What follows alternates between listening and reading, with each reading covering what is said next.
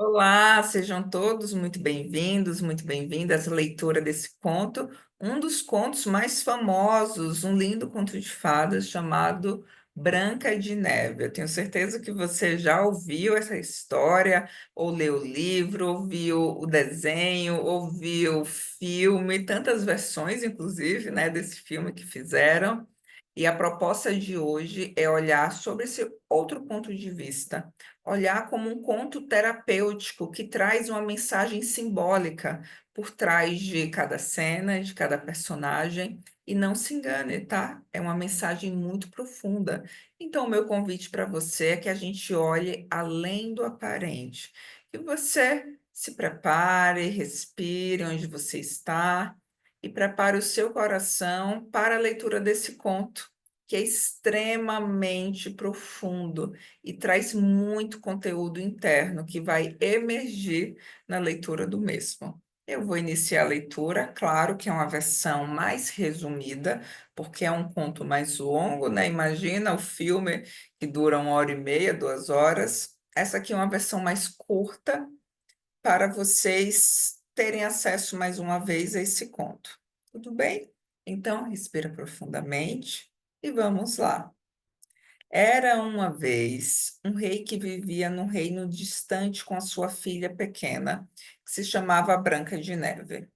O rei, como se sentia só, voltou a se casar, achando que também seria bom para sua filha ter uma nova mãe. A nova rainha era uma mulher muito bela, mas também muito má, e não gostava de Branca de Neve, que quanto mais crescia, mais bela se tornava. A rainha malvada tinha um espelho mágico, ao qual perguntava todos os dias: Espelho, espelho meu. Existe no mundo mulher mais bela do que eu? E o espelho respondia: Não, minha rainha, és tu a mulher mais bela. Mas uma manhã a rainha voltou a perguntar o mesmo ao espelho e este respondeu: Tu és muito bonita, minha rainha, mas Branca de Neve é agora a mais bela. Com muita raiva, a rainha ordenou a um dos seus servos que levasse Branca de Neve até a floresta e a matasse, trazendo-lhe de volta o seu coração como prova. Mas o servo teve pena da Branca de Neve e disse-lhe para fugir em direção à floresta e nunca mais voltar ao reino. Já na floresta, Branca de Neve conheceu alguns animais, os quais se tornaram seus amigos. Também encontrou uma pequenina casa e bateu à sua porta. Como ninguém respondeu e a porta não estava fechada à chave, entrou. Era uma casa muito pequena que tinha 7 caminhas, todas muito pequeninas, assim como as cadeiras, a mesa e tudo mais que se encontrava na casa. Também estava muito suja e desarrumada, e Branca de Neve decidiu arrumá-la. No fim, como estava muito cansada, deitou-se nas pequenas camas e colocou todas juntas e adormeceu. A casa era dos 7 anões que viviam na floresta e durante o dia trabalhavam numa mina. Ao anoitecer, os 7 anões regressavam à sua casinha quando deram com Branca de Neve adormecida nas suas caminhas. Que surpresa! Com tanta excitação, Branca de Neve acordou espantada e rapidamente se apresentou. Eu sou a Branca de Neve. E os 7 anões, todos contentes, também se apresentaram. Eu sou o Feliz, eu sou o Atim, este é o Miudinho, eu sou o Sabichão, e esses são o Dorminhoco e o Envergonhado. E eu sou o Zangão. Prazer em conhecê-los, respondeu Branca de Neve e logo contou a sua triste história. Os anões convidaram Branca de Neve a viver com eles e ela aceitou, prometendo-lhes que tomaria conta da casa deles. Mas a rainha má, através do seu espelho mágico, descobriu que Branca de Neve estava viva e que vivia na floresta com os anões. Então, furiosa, vestiu-se de senhora muito velha e feia e foi ver Branca de Neve. Consigo, ela levou um cesto de maçãs, no qual tinha colocado uma maçã vermelha que estava envenenada. Quando viu Branca de Neve, cumprimentou-a gentilmente e ofereceu-lhe a maçã que tinha veneno. Ao trincá-la, Branca de Neve caiu como se estivesse morta. A malvada rainha fugiu e, avisado pelos animais dos bosques, os 7 anões regressaram rapidamente, encontrando Branca de Neve caída no chão.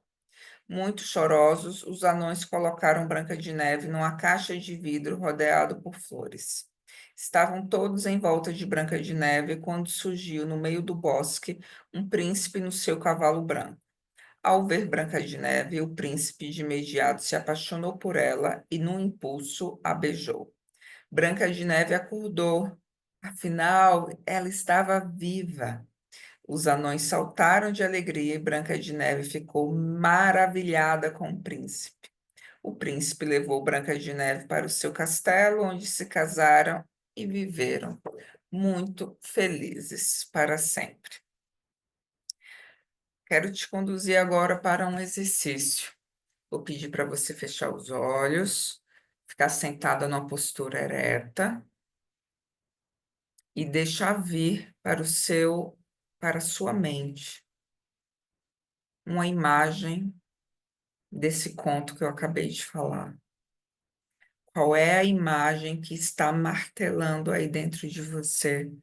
Aquela imagem, uma cena, como se fosse o print de uma tela, de uma imagem mental.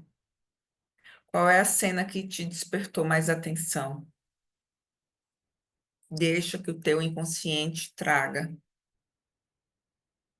Respira, perceba os personagens que estão nessa tela, os elementos. O que é que está martelando aí dentro de você? Escolhe uma cena. Perceba o que ela tem a ver com a sua história. Respira profundamente e pode voltar. A proposta desse conto é muito rica e é além do aparente mesmo. Quando a gente olha o conto da Branca de Neve, é uma jornada de individuação da mulher se tornar ela mesma, autoconhecimento, aborda temas muito importantes como a sombra, os desafios que a Branca de Neve, que uma jovem mulher enfrenta para se tornar uma mulher madura, para encontrar sua verdadeira identidade.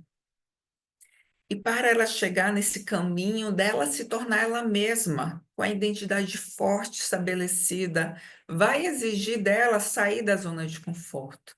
Ela vai precisar deixar o castelo e entrar na floresta escura da alma.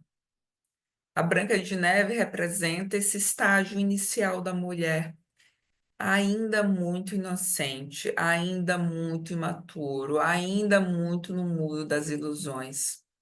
A história começa, a gente já vê um rei fraco, né? O pai da Branca de Neve parece que nem aparece direito, não se faz presente junto à filha. E esse rei simboliza o masculino dentro de nós. Todos nós temos uma porção da nossa psique feminina, masculina. Nós mulheres temos essa psique masculina. E se a tua imagem que veio, ou se ficou esse questionamento, cadê esse pai? Cadê esse rei? Simboliza talvez em você essa parte do seu masculino que ainda está fraco. Quando a gente vê o outro personagem principal, que é a Rainha Má, ela representa muito dessa sombra, desse reprimido, dessa parte negada da psique humana. A Rainha Má também traz conceitos como inveja, competitividade, medo de perder o poder, medo de perder o controle que muitas mulheres enfrentam no decorrer da sua trajetória. Pensa, esse é um conto antigo que se passou mais ou menos ali na década de 30. Então, tem muitos elementos sociais, muitos elementos da época. Mas lembra, a gente está aqui para olhar além do aparente, correto? Sobre o que é esse conto? Sobre a sombra de uma mulher, a parte negada, a parte não vista, a parte rejeitada, que é a rivalidade com a mãe. É sobre isso o conto da Branca de Neve. Essa madrasta não é a madrasta, ela representa a mãe má. Quando eu falo mãe má, não leva ao pé da letra, é uma mãe ruim, é uma mãe ferida, é uma mãe com as suas questões. Por isso que muitos dos contos de fada têm essa figura da mãe que morre logo no início, que é aquela mãe boa, para vir a mãe má, que é esse aspecto da mãe mais difícil. Perceba, quando a criança nasce, é um poço de inocência, é um poço de amor. Ela não enxerga os defeitos da mãe. Logo no iniciozinho, desde nova, ela não enxerga, ela só ama aquela mãe. Quando a criança começa a crescer e entrar na fase da adolescência, no conto Branca de Neve tem por aí seus 14 anos. Ela começa a ver um outro lado da mãe, um lado não tão bom. Talvez uma mulher brava, talvez uma mulher rancorosa, talvez uma mulher com baixa autoestima. Ela começa a ter essa consciência que ela não é tão boa assim. Quando eu digo boa, ela não é tão perfeita assim. Ela tem defeitos, ela tem falhas. Aí é quando a mãe boa morre, como no início dos contos de fadas, e vem e fica a madrasta, que é aquela mãe que tem questões, que é duro muitas vezes olhar para as questões da mãe. É difícil integrar esses aspectos ruins, não vistos, não aceitos, e a rivalidade que vem junto com eles. Perceba que a história começa lá no castelo, nessa identidade da mãe. E a Rainha Má, ela pergunta para o espelho se tem alguém mais bela. No início diz que não. O que é que o espelho representa? Representa também o quão a gente fica querendo se comparar, o quão a gente precisa que um outro elemento nos diga quem é a mais bela. Então, não sou eu que tenho que me achar bonita, bela. Não depositar no outro, no espelho, um agente externo dizer quem é a mais bonita, como se tivesse que ter uma competição, em primeiro lugar, né? Para vocês verem como é intenso essa competição feminina que existe, e a gente vai chegar nisso na origem da questão, que começa sempre com a mãe, e o como a gente precisa dessa validação externa, de que um outro diga quem é a mais bela. E chega uma hora que o espelho fala que a rainha é a mais bela. E no segundo momento ele fala que é a Branca de Neve.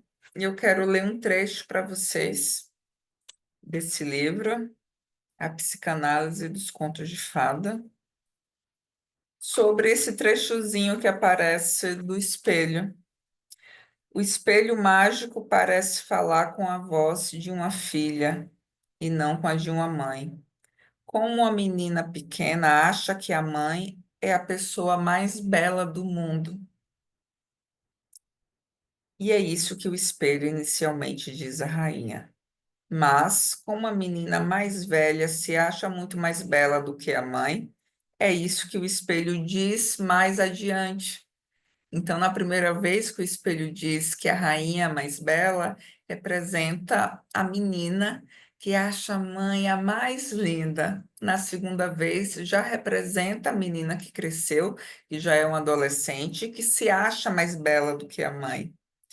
Uma mãe pode ficar desalentada ao olhar no espelho. Ela se compara à filha e pensa: minha filha é mais bela do que eu. Olha que intenso, né? Olha que intenso.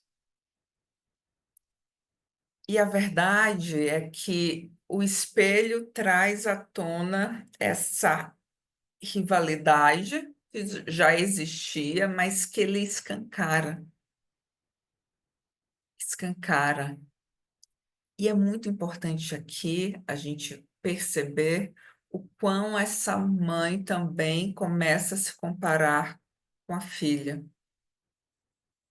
Eu quero também trazer um conceito para vocês que quando a mãe ela está nutrida, quando a mãe, além do vínculo com o filho, com a filha, tem outros vínculos, isto é, ela já está nutrida de outros vínculos, com a própria mãe dela, com o marido, com os amigos.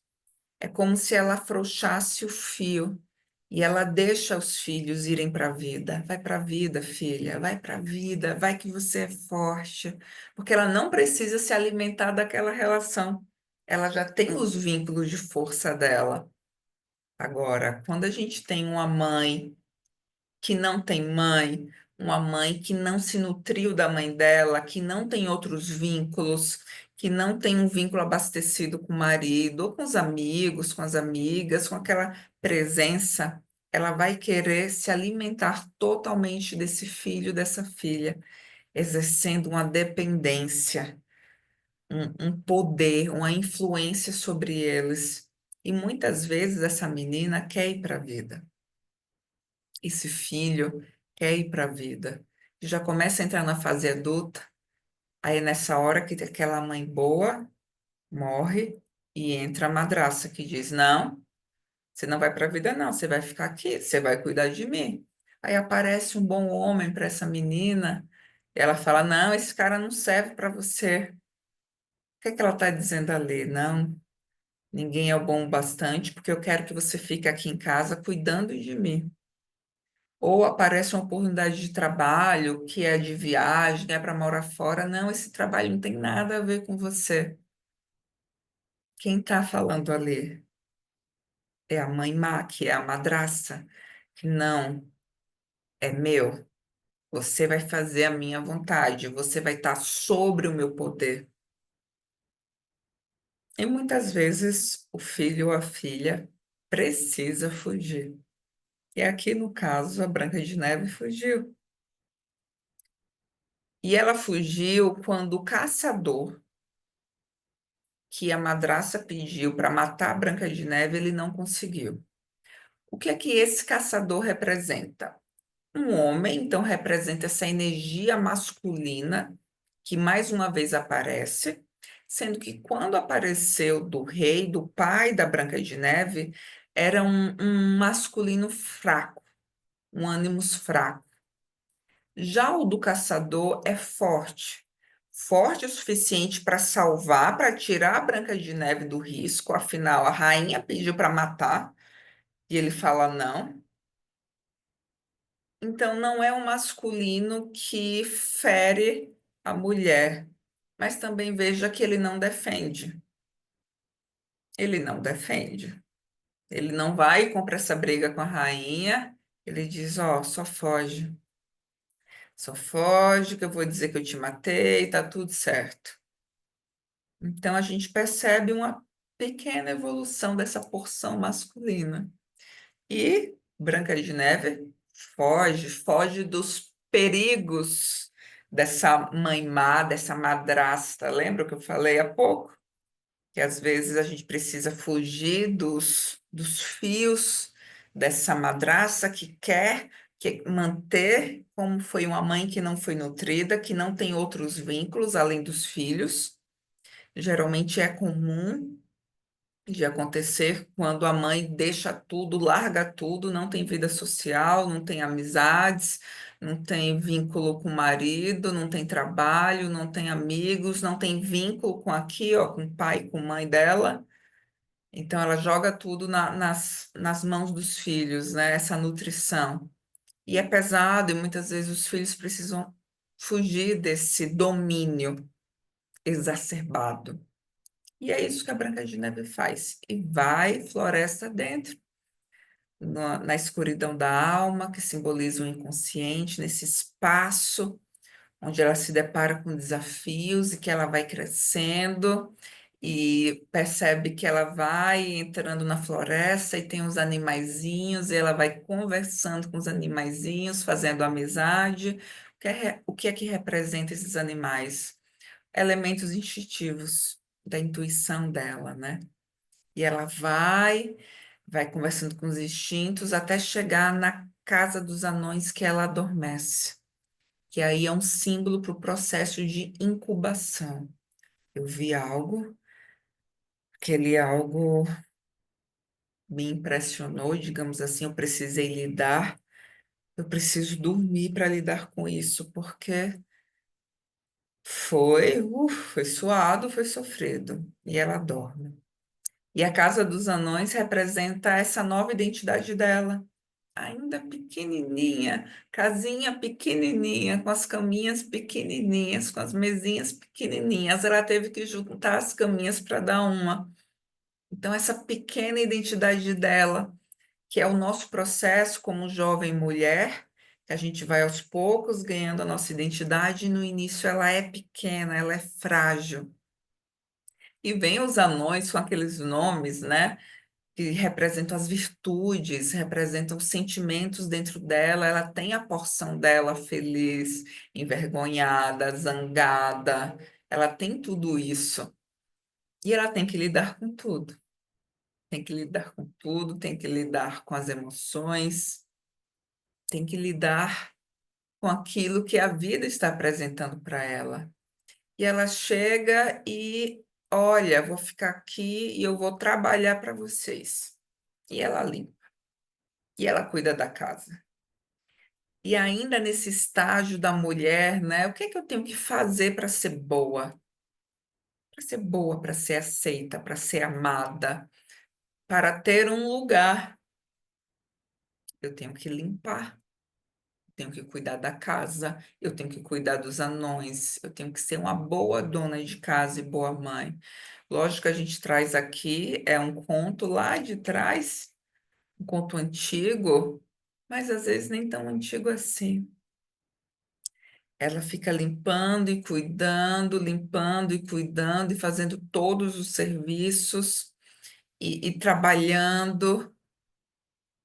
Ela não sabe quem ela é, ela não sabe. Então, ela fica naquela, não, eu preciso fazer alguma coisa, eu tenho que ser boa.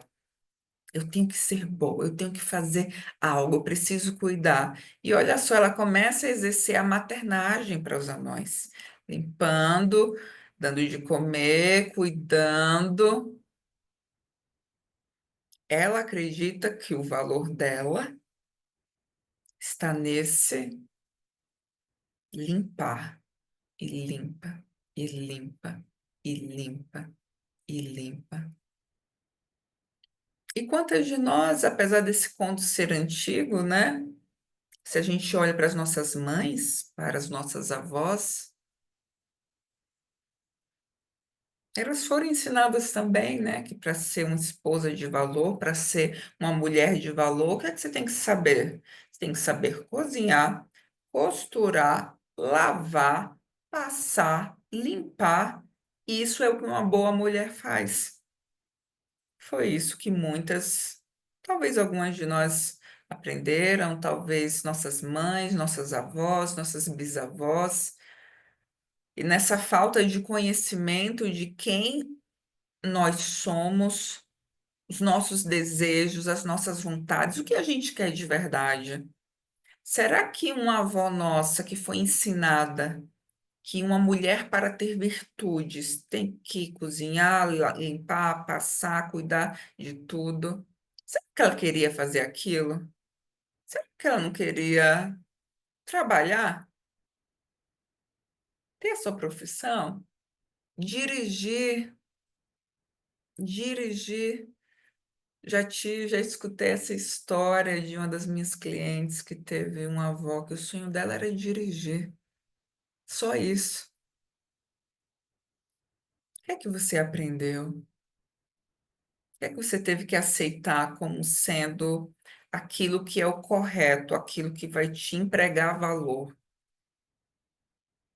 E, apesar de tudo, ela foi se fortalecendo, a Branca de Neve fazendo trabalhos, atividades, ela vai se fortalecendo, os anões a tratam muito bem, e muitas mulheres passam a vida assim, com o mínimo, né?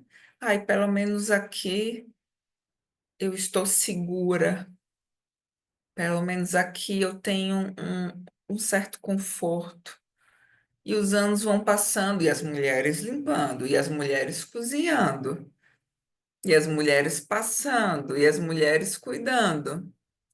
E elas ficam com essa identidade pequena, essa identidade anã, sabe? Porque era isso que esperavam dela. Era isso que a mãe delas esperavam delas. Aí ela entra e fica nesse papel, porque era isso que a sociedade esperava dela, que o marido esperava dela. E ela fica com essa identidade anã, sem se permitir acessar suas vontades. Quais eram os sonhos da Branca de Neve? Nem se fala no livro. Quais os desejos dessa mulher, dessa jovem mulher? Mas ela segue nessa identidade anã, mas ela vai trabalhando, ela vai se fortalecendo e fica fazendo as atividades, até que uma velha bate na porta. Nesse trecho mais curto do conto que eu li, não fala, mas se você vê o filme, o original, tá? Não as novas versões, o original, os anões falam: Olha, Branca de Neve, não abra a porta para ninguém, não abra, não abra, não deixe ninguém entrar. E chega a madrasta disfarçada dessa velha com as maçãs, bate a porta e, mesmo assim, a Branca de Neve atende a porta, abre a porta, deixa a velha entrar. O que é que isso significa? Esse é o poder que uma mãe tem na vida de uma filha. Mesmo ela sabendo que não pode, às vezes, se deixar afetar, mesmo outras pessoas dizendo: Olha, não se afete por isso, é muito forte, é muito forte. Nem quando você foge de casa, como a Branca de Neve fugiu, nem quando você vai morar longe, pode pegar um avião e morar do outro lado do mundo. Você não consegue se livrar dos efeitos que os seus pais têm na sua vida, especialmente a sua mãe. Então, muito simboliza isso, mesmo sabendo que não podia deixar nenhum estranho entrar. No filme, a madraça tenta mais de uma vez matar a Branca de Neve, né? E mesmo assim, todas as vezes ela abre uma brecha. Essa é a força do impacto parental na vida de um filho. E a Branca de Neve está lá na casinha dela, né? Nessa nova identidade, onde ela se sente até um pouco mais autônoma. E conforme ela vai evoluindo, chega a hora dela lidar com o conteúdo sombrio, que é essa relação com a mãe. Que vem a madraça, ela oferece a metade da maçã, ela come a maçã, o que é essa maçã? É, representa o desejo, a sexualidade, a vontade própria. E aquilo é demais para ela. É demais para ela. Pensa numa menina que foi programada a vida toda, sem uma identidade forte, que sucumbia aos desejos da mãe, que estava com aquela mãe ali rivalizando em conflito e naquela conexão sem poder exercer os seus próprios desejos, sendo aquilo que a mãe esperava que ela fosse, exercendo as funções que a sociedade, que o marido, mas principalmente que a mãe espera que ela exerça. De repente, ela lidou com o desejo, com a vontade própria. E foi demais. E foi demais. Que desejos esses? Os desejos de toda jovem mulher de ser feliz, de ser alguém que ela quer ser, de ser alguém que ela é. Não ser o que a mãe espera, ser ela mesma. Mas a maçã está envenenada e ela cai no chão. Enquanto a maçã é esse desejo, essa vontade própria, esses sonhos dela,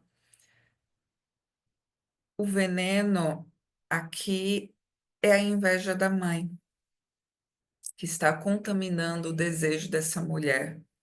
E aqui me permita trazer também, além dos estudos de grandes autores e mentores, professores que eu trago aqui, trazer um pouco da minha vivência como terapeuta.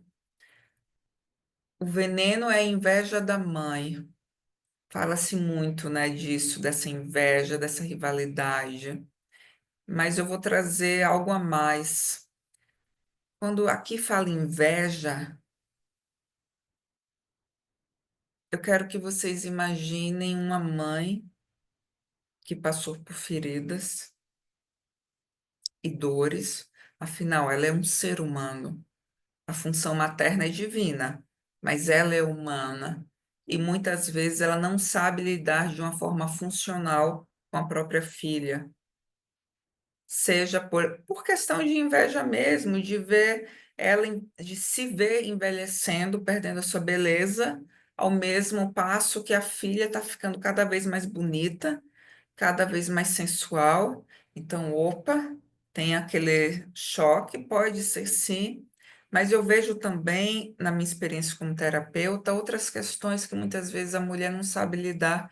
Falta também um amadurecimento dessa mãe quando, por exemplo, ela está se separando do pai.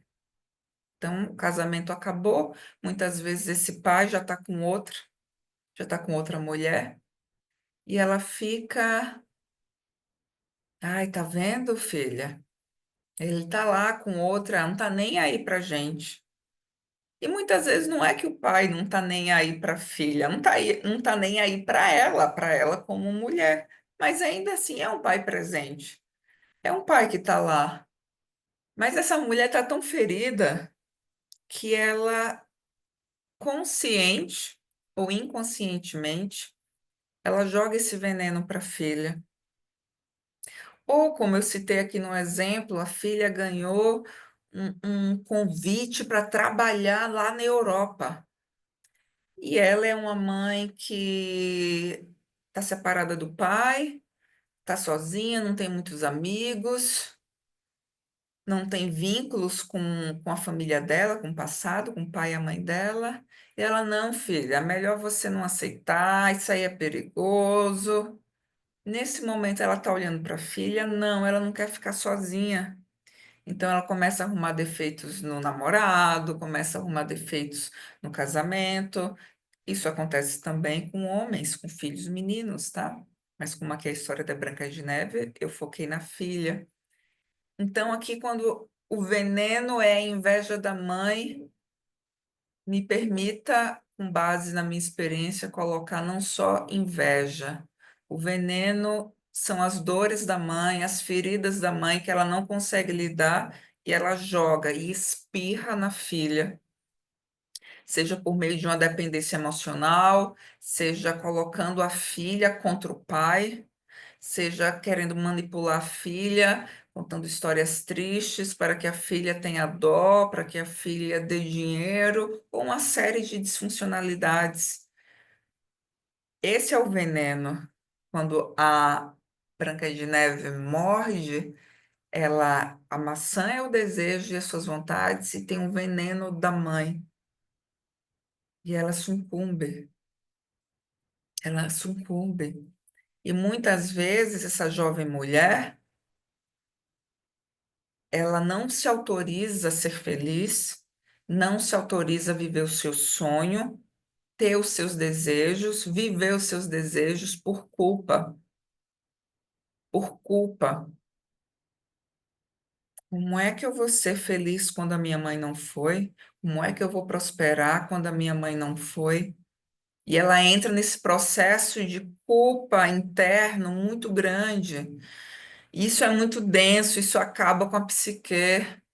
Uh, não suporta, não suporta, rouba a minha energia de viver. E é quando ela morre, né? É quando ela dorme, né? Na verdade, ela vive de novo essa incubação dessa identidade que ela está construindo, dessa história que ela está construindo, e ela tem que lidar com tudo isso dentro dela, com a culpa, vou ou não vou, mais a minha mãe, mais o veneno, mais os meus desejos e os meus sonhos. E aí que chega um príncipe. O príncipe, gente, não significa que é um príncipe encantado, que é um homem que vai salvar uma mulher. Não é isso. Não é isso. Essa visão simbólica é outra coisa. Príncipe significa o masculino dela, porção masculina que cada mulher tem dentro de nós, a parte masculina da Branca de Neve. Todo o conto é sobre nós, todo o conto são parte de nós, minha, sua, da Branca de Neve. Então, percebe a evolução? Começou com um rei fraco, um masculino fraco. Mas a Branca de Neve foi e correu riscos e fugiu. Aí teve a evolução do caçador, que era um masculino mais forte, mas não um masculino que salva o feminino, mas que pelo menos não fez mal para ela, né? E foi, e ela aprendeu, e ela cresceu na floresta, e ela trabalhou. Não foi fácil para ela, e ela começou a lidar com várias coisas, com várias questões em relação à mãe. E no final, o masculino dela ficou fortalecido. Ficou fortalecido. Olha a jornada da Branca de Neve, de uma princesa que ficava só viajando, viajando dentro do próprio castelo, indo para o lado e brincando e com os animais. Vamos colocar aqui numa vida boa. Olha o que ela fez. Ela teve o ímpeto de lutar pela própria vida. Ela fugiu do castelo, ela se descobriu, ela fez amizades com os anões, ela trabalhou lá, não só fisicamente, ela trabalhou questões externas e internas. Ela se desenvolveu e com isso o masculino dela se desenvolveu, um masculino forte o suficiente para resgatá-la, para resgatá-la. Então a gente teve um pai ausente que não salva ela da mãe, a gente teve um caçador que, ok, ajuda a fugir, mas não defende, né? Depois ela fica presa numa identidade anã, uma casinha anã, à margem da sociedade, trabalhando, limpando, ralando, até que ela acessou essa parte da psique dela masculina, que é o quê? Que é a ação. Ação que a gente precisa ter para nos tirar de um lugar, nos tirar de um lugar que muitas vezes não nos faz bem, ou integrar dentro de nós que essa parte existe, que a gente fica excluindo por dores do passado. E quando chega o príncipe, que é a psique dela, o lado masculino dela, perceba, a Branca de Neve é uma princesa. Essa é a identidade dela. Ela nasceu princesa, mas a mãe má, não deixava ela exercer quem ela era de verdade, a princesa.